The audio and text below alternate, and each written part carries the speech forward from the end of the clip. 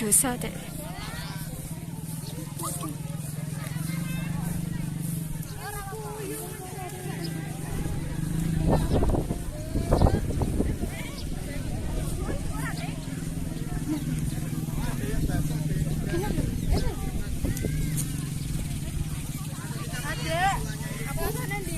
Balik Fayo.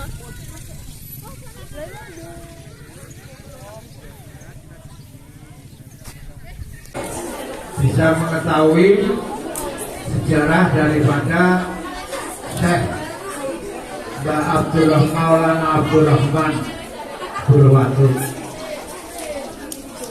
Untuk saya tidak bisa menyampaikan secara gamblang karena apa? Sumber-sumber yang otentik ini sudah tidak ada. Yang ada hanya tempat-tempat yang menjadi saksi bisu, ya. Kita runut dulu dari permulaan. Mbah Syekh Maulana Abdurrahman ini datangnya dari mana? Kita ungkap saja. Kita kenal namanya adalah orangnya sudah ada. Sunan Gunung Jati Fatahillah, kenal namanya ya? Kenal enggak? Masa jarang sekolah lagi. Sunan Gunung Jati Cirebon, ya. Ini asalnya dari Samudra Pasai, kerajaan Islam Samudra Pasai yang ada di Sumatera Utara.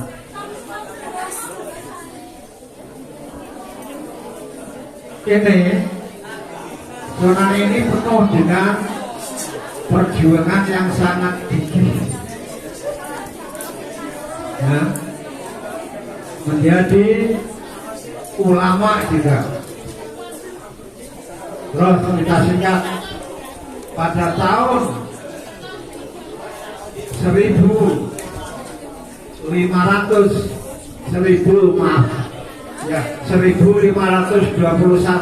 Masehi, beliau pergi haji dan mendalami ilmu di Makkah selama lebih kurang 5 tahun. Tahun 1526 pulang. Waktu belajar dan menimba ilmu di sana, Mbah Maulana ini dianggap seorang guru. Jadi waktu pulang berpamitan dengan gurunya itu, Abdurrahman, kalau pulang ke Indonesia ke Samudra Pasai, ini santri-santrimu ini dibawa. Ada 7 anak santri yang dibawa ke Samudra Pasai. Setelah berpamitan sampai di Samudra Pasai, sebelumnya sudah punya niat untuk melanjutkan perjalanan ke Demak dan Jepara. Nah, pada saat itu situasi genting karena bangsa Portugis ngamuk jajah tanah air kita, ya, terutama di Banten. Ini bangsa Portugis ini memang sangat kejam dan rakus. Jadi perdagangan dikuasai, ekonomi dikuasai, sampai pada penyebaran agama juga dikuasai, dan kejam terhadap orang-orang pribumi. Ya. Sampai di Demak Sultan Trenggono yang menerima pada saat itu, diterima dengan baik. Ya, Sultan Trenggono menerima dengan baik. Sultan Trenggono itu sampun. Sultan Trenggono ya raja termasuk Kesultanan Demak itu menjadi ayahnya Ratu Kalinyamat. Nanti sampai dengan Ratu Kalinyamat. Ya, coba dengarkan nanti tidak paham. Wes ngene wae lah, oleh mami sithik-sithik. Sithik wae yang terus plastik iki katut mami. Santai, ya. Sirsa serius santai. Sirsa. Ayo tekan ibu. Ya, Sultan Trenggono menerima dengan baik, tetapi karena kekuasaan kerajaan Demak itu menjangkau sampai Banten, terdengar di sana ada Portugis yang ngamuk, maka Sunan Gunung Jati diperintah oleh Sultan Trenggono agar ke Banten saja ikut berperang melawan Portugis, gitu ya. Dan anak santrinya ini mau dibawa, tetapi ada satu santri yang tidak mau. Alasannya apa? Saya tidak bisa perang. Ayo ikut perang melawan kafir itu. Iya, saya tidak bisa berang. Ya, harus gitu, tinggal saja santrinya Sunan Gunung Jati ini tinggal satu. Ya, saya kalau ditinggal saya mau dakwah. Orang kesenangan melawan orang dakwah tidak kalah pentingnya. Ya, ya. Setelah dia dakwah mencari lokasi objek mana yang akan didakwai oleh ini santri satu ini. Nah, santri satu itu namanya Abdurrahman. Ya, setelah dia jalan kaki, dulu tidak ada kendaraan seperti sekarang. Jalan kaki menyusuri sampai pada sungai kerajaan itu, kan dulunya ada transportasi yang ramai. Ikut perahu ke jurusan Serangan. Serangan waktu itu sudah ada apa belum? Sampai di sana, turun dari perahu, Abdurrahman ini tadi masih berjalan terus mencari lokasi dakwah ini tadi. Nah, sampai pada satu tempat istirahat.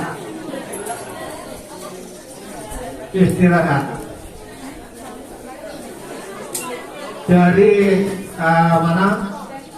sungai kerajaan yang jurusan ke Serangan itu turun berjalan kurang lebih 5 kilo itu, menyusuri pantai sampai di satu tempat Abdurrahman istirahat capek ya. Di sana sampai bertempat berhari-hari di satu tempat itu karena jiwanya ini kiai ulama, dia tidak mau meninggalkan zikir kepada Allah Subhanahu wa Ta'ala. Di hutan yang lebat itu tempatnya, nah, masih zikir menjalankan tasbihnya itu, sampai-sampai orang pribumi di sekitar itu ini merasa benci karena itu orang asing. Kan rumah sangoni. Bang, dengan tidak mawar yang berikir, coba seneng dengan kok dikir kok, dengan kok komat kami kados boten yang kelimonten itu boten. Dengan pindah mawar, tidak mau. Masih baca dikirnya terus. Akhirnya ada yang sangat benci, dia itu mau mengusir Abdurrahman tadi, dilempari, dibalangi, dibalangi itu kena, badannya kena, tapi dia itu nggak mau pergi. Balang itu apa? Balang itu disawat, ya, disawat.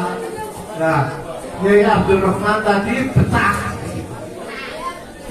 dibalangi pecah, akhirnya dibalangi pecah, dibalangi pecah, diwalik. Ayo negonan, ayo negonan sing pecah dibalangi loh, pecah dibalang, sehingga sekarang ada nama Desa Bentawalang. Ini tadi ada Pak Guru yang dari Bentawalang, ada. Tapi itu pernah disinggahi Pak Abdurrahman itu Pak Heri. Ya, di sana memang ada Desa Bentawalang. Makanya kalau Pak Abdurrahman ini khol, ini mulai dulu kaum Bentawalang tidak pernah absen, mesti datang ke sini. Dia mengakui bahwa itu adalah mbahnya, neneknya orang Bentawalang. Kalau dibilang mbah itu bukan karena nasab tok, ya, tokoh dianggap mbah ya bisa. Gak pernah absen.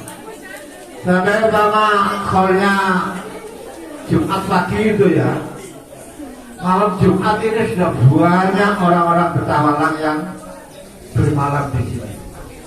Karena apa? Mengenang dulu Mbak Abdurrahman ini dulunya pernah bersemayam di Bentawalang, makanya dikenal sampai sekarang juga. Ya. Nah terus kalau kita runut dari tahun ke tahun,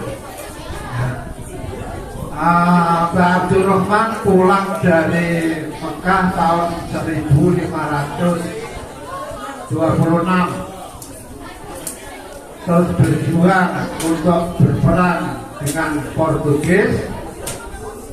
Yang satunya satu, Mbah Abdurrahman tadi tidak mau diajak, dia berdakwah terus.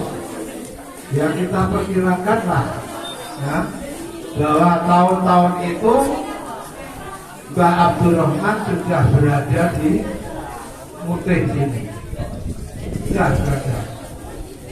Ya dari Bentawalang terus jalan kaki terus, nggak ada kendaraan sampai di sini. Di sini kemudian banyak orang yang mengerumuni Mbah Abdurrahman penduduk pribumi.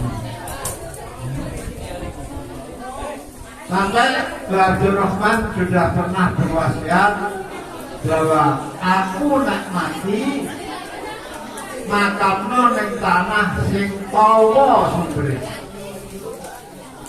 Ternyata sampai sekarang kita bisa membuktikan bahwa sumber air di sini adalah sawah.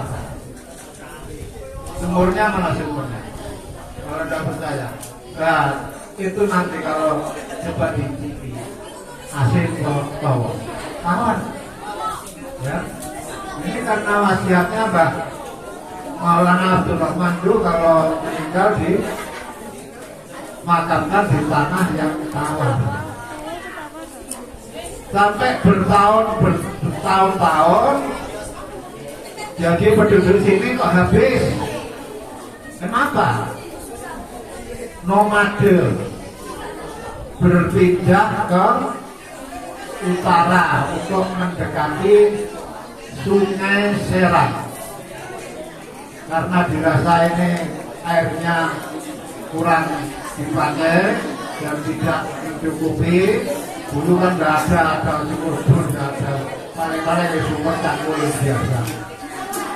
Banyak yang makan ke sana. Wafi riwayatin dan satu riwayat. Dulu itu ada pernah wabah penyakit yang menyerang penduduk sini, sehingga banyak yang lari ke utara. Nah, lari ke utara, bertempat di pojok sana sebelah tenggara Mutih Kulon, ya. Maka kalau panjenengan melihat ada gang Mutih Kulon,